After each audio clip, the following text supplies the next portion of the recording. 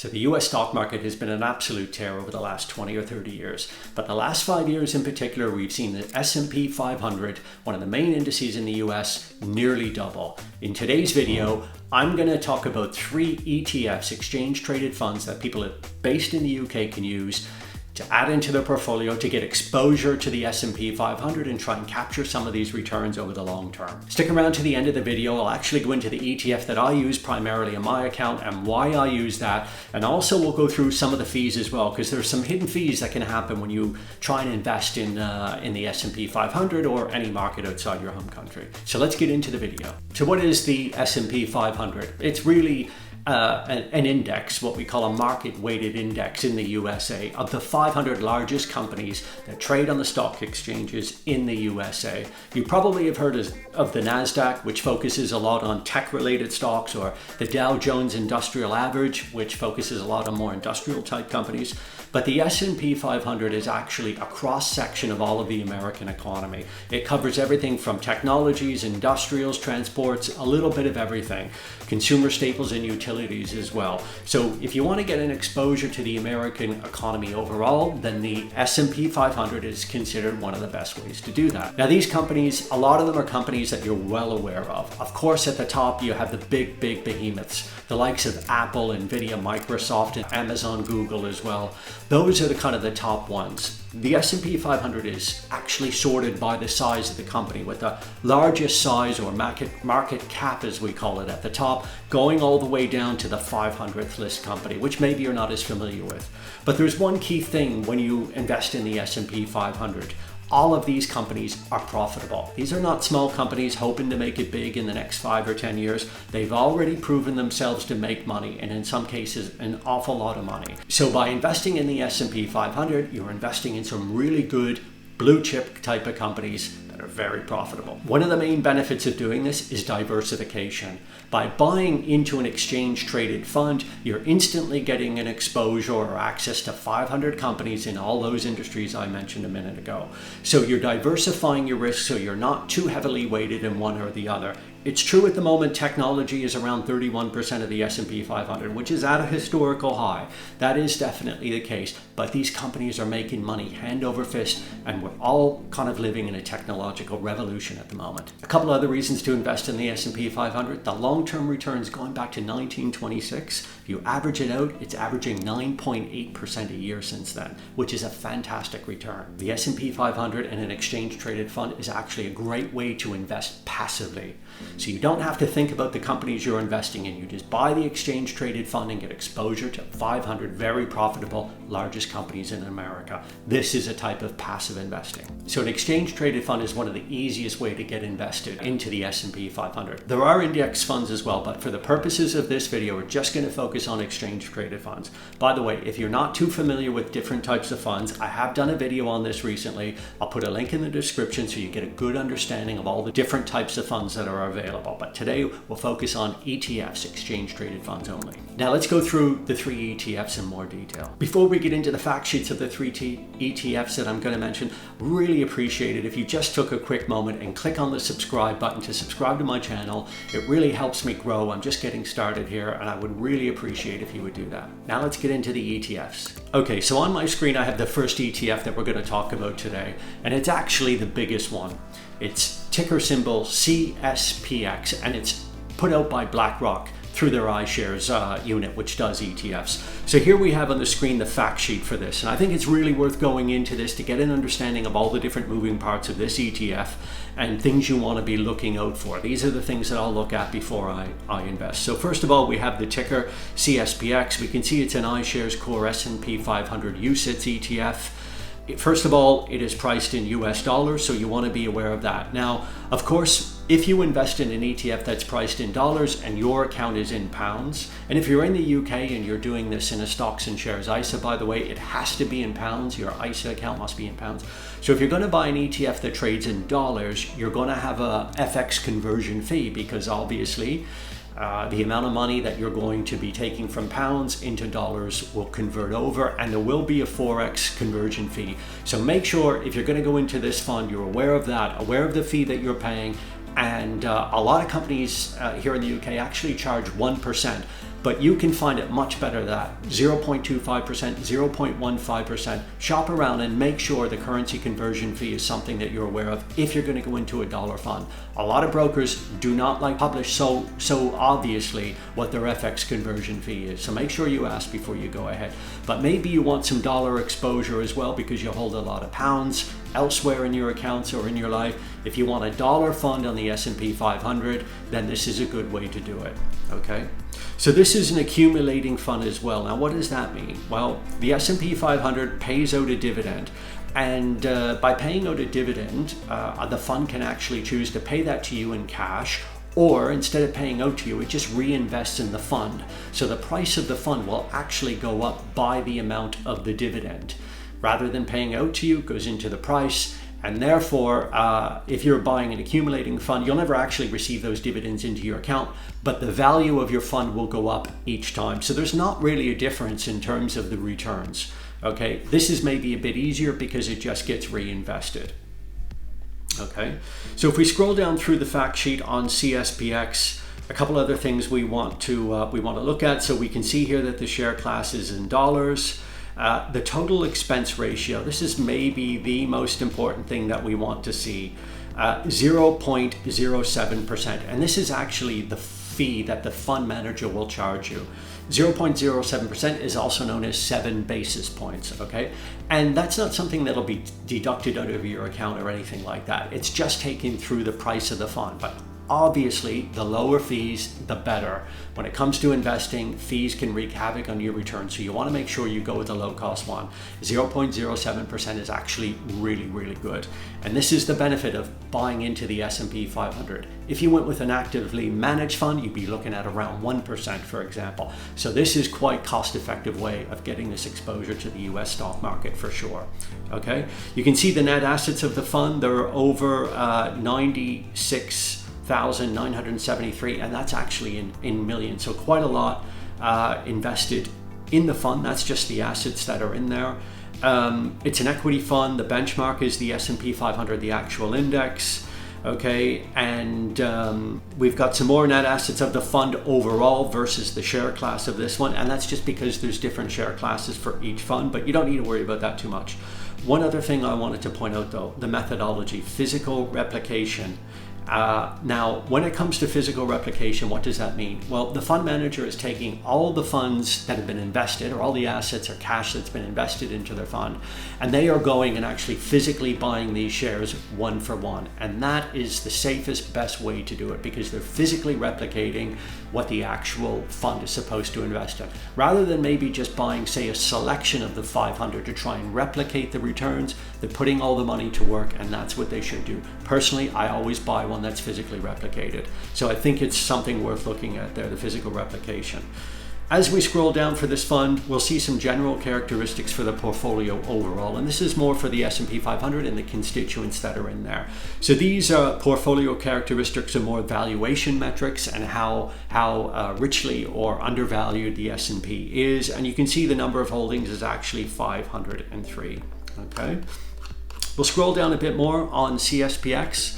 And another thing that you really want to watch out here, and this is the difference between the fund itself and how closely it tracks the actual benchmark. So if we take 2023, for example, looking here, you can see that this share class of the fund gave a return of 25.92, and that would include the dividend being reinvested, as I mentioned before, accumulating.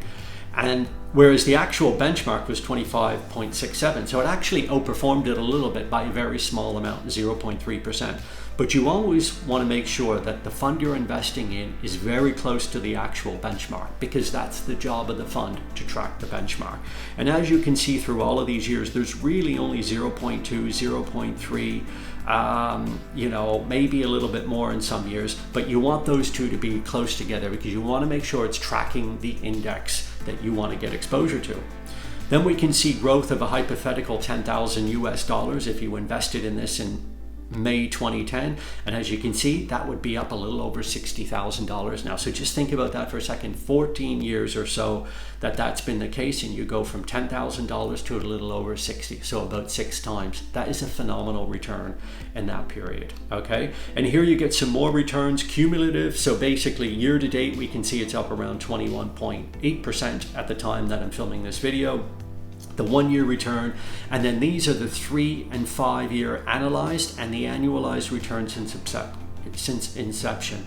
As you can see here, under the 5 year, the share class has actually returned 15.64% per year on average. This is a really, really good return for sure. Okay, so the S&P 500 has done phenomenally well. Continue down, we got more information on this fund, CSPX, the top 10 holdings. As you can see, all the big names that I mentioned earlier are all represented there. And this percentage is just how much of this fund is invested in this company. So if you put $100 into this ETF, $7.23 would go into Apple, $6.53 into Microsoft, and so on the whole way down. As you can see, the bigger, larger companies, there's more that's going to be put into those because they've got a higher valuation or a higher market cap weighting, let's call it.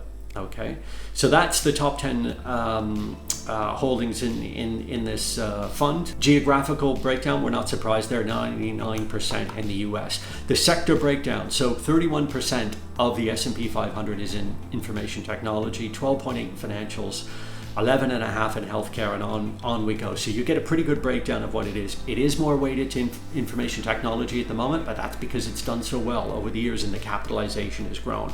These are all big companies is what we're seeing here in this market capitalization. They're all large caps, greater than $10 billion in the size of the company, big companies. And then here we just have a few other tickers for the exchanges. But if we focus on the London Stock Exchanges, this is primarily for UK investors, we can see CSPX trading on the London Exchange, and it trades in dollars. And as you scroll through, you'll get more on things like ESG, sustainability, and loads of other information. So do have a look at this fact sheet in further detail if you wish to invest in the S&P 500 in a US dollar denominated fund. Okay, so that's the first fund that I think is definitely worth having a look at. The next one is a Vanguard fund, and they actually have a dollar and a pound sterling share class in this Vanguard one. I like the pound sterling one. VUSA is the ticker for this one, and it trades in pounds. Now, one of the benefits of doing this in pounds versus doing it in dollars is you don't have that Forex conversion fee. So if you have 5,000 or 100 or 1,000 pounds in your account and you want to buy this ETF, you can buy VUSA, which trades in pounds, and you won't convert over into dollars. Okay, so that's going to save you some money, and it's a great way to do this. And for that reason, this VUSA is a very popular fund. But remember, you never get away from the fact that you're going to have an exposure to the pound or dollar when you do this fund or CSPX. If you buy this fund VUSA in pounds, the fund manager is then taking those pounds and buying dollar denominated shares in things like Apple. So if all else is equal and those share prices don't move, but the pound strengthens versus the dollar, then your fund value will actually come down a bit. But the opposite is true as well. So if all else stayed the same, but the value of the pound weakened against the dollar, as it has done over the last few years, then the value of your fund will go up. So there's an extra element of risk in this for sure, because you're going to have some currency exposure if you do the CSPX or the VUSA as well. But that shouldn't really put you off. If you're investing over the long term, averaging every month, which is a great way to do this, then it doesn't really matter over a 10 or 20 year period. It doesn't matter. Don't overthink this. The key is that you get yourself invested. So VUSA is a great fund to look at as well with Vanguard. I like the big names, iShares in Vanguard. They've been around for so long. Vanguard has founded some of these funds. Jack Bogle has done great work in passive investing. And this is another huge fund, as you can see. If you look at the amounts in millions that's in this fund, okay? It's been up and running since 2022. And as we scroll down, you'll see more information. The ongoing charges figures is the same as the one we saw a moment ago, 0.07% as well. That's per year, and it comes out of the fund, as I mentioned. And when you get into the comparison of returns versus the benchmark, as you can see, it tracks very closely. Looking at the 10 years here, 12.6% versus 12.36%. So there's only a very small difference in the tracking, and that's exactly what you want to see. Those two numbers should be as close as possible. Look at the 10-year annualized return, 12.6%. This is incredible returns. Compare that to a bank account over the last 10 years. Yes, you have to take on more risk, but look at the returns. Keeping your money in a bank account, I've said this many times, it's a terrible long-term investment. And there's a risk to doing that as well. Not that you'll lose the money, but as inflation goes on over the long term, your money will become worth less. So don't think you're safe by sitting in a bank account versus investing in the S&P 500. You most definitely are not, quite the opposite. Okay, as we scroll down, we'll see more performance data here based on the months that are listed, a rolling 12-month performance, and then we get into the number of stocks. It's got 506 stocks, the average market cap 242, and more valuation metrics on the S&P 500, the dividend yield, our top 10 holdings, again like we saw in the last one, and again it's the same names that we would have seen. The breakdown in terms of the sectors, as you can see once again on this one, 31% is in IT, consumer staples at 6%. So as we would expect, more heavily weighted to IT, and 100% in the US. Okay, and as you read more, there's all the definitions that you, if you don't understand any of this, have a read of all the definitions of what all of this stuff means. But the VUSA is a great way. It's maybe one of my more favorite ways to get exposure to the S&P 500 without having to pay that FX currency conversion fee. So one to look at for sure. We'll go into the third one, and this is the one that I do mainly, okay? And there's a reason for it. So first of all, this is another iShares BlackRock ETF. This one's ticker GSPX. It's relatively new. I think it came out in 2018, July 2018. And what's the difference here? Okay, a couple of things. First off, it's distributing. So what that means is the dividend, when it's paid, and it gets paid twice a year, it will get paid into your account. As opposed to being accumulating and being put into the fund, it's actually going to be paid to you like cash, a cash dividend. Now, the downside to that is you need to take it and reinvest it. You always want to reinvest your dividends. But the upside to that versus the accumulation, and what I like to see, and I think other investors would like to see this as well, seeing that dividend hit your account, it's a great feeling knowing you're getting paid just for being invested. And it's just nice to log in twice a year and you see the dividend hitting your account, nice cash injection, and then you can take that, put it on or get it invested again through your dividend reinvestment. So that's me. I like the distribution over the accumulation because it gives me more kind of incentive to save more, to get more dividends, to get them compounded. Okay. Now this is a British pound fund as well, so it's not priced in dollars. I want to avoid the FX conversion fee. I don't like to pay that. But this one is also hedged.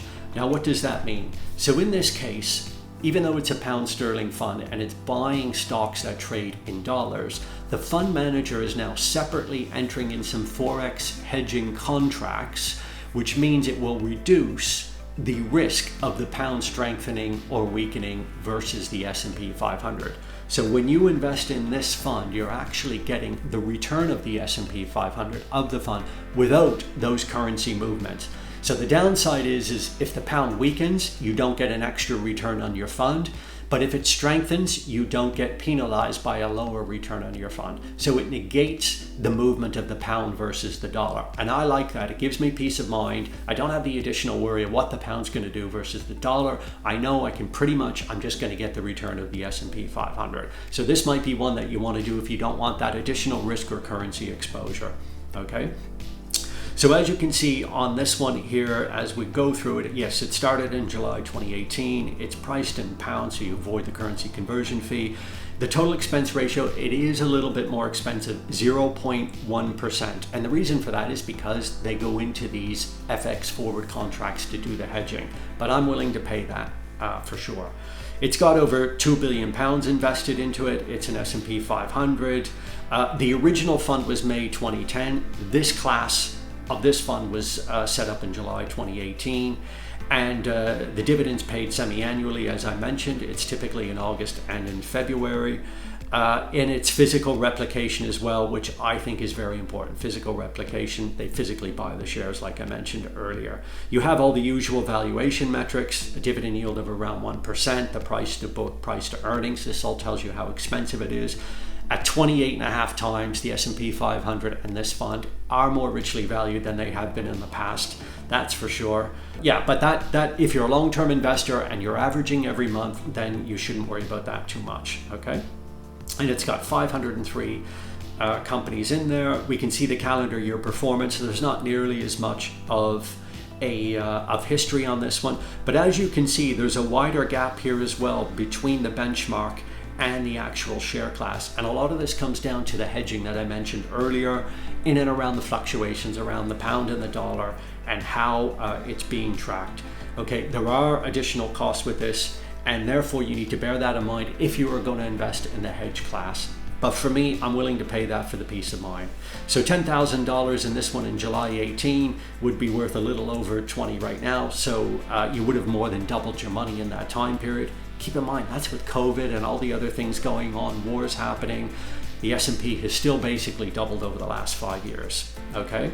And then you see some more returns like we saw earlier. The 1 year, it's up 34%, year to date 21. The 5-year annualized return, 13.96%, unbelievable. And since inception, 12.55% on GSPX. And again, like we saw, the top 10 holdings, it's mainly US or all in the US. The weightings by sector, the capitalization, all the same as we saw before. And the ticker for this one is GSPX and it trades on London. So you can buy any of these when the market is open from 8 to 4:30 UK time. So we'll scroll down again. You get your normal sort of sustainability characteristics, which you can have a read of. And finally, we go through a glossary if you want to get up to speed on what some of these things mean, okay? But GSPX is another one you can look at. So there you have it. We have 3 funds, 3 ETFs that I suggest that you could look at. As always, you know, don't take these as a straight-on investment recommendation. This is a bit of inspiration for you. If you don't know where to start, exchange-traded funds, there's 3 really good funds to look at for to invest in the S&P 500. There's another reason why I like these.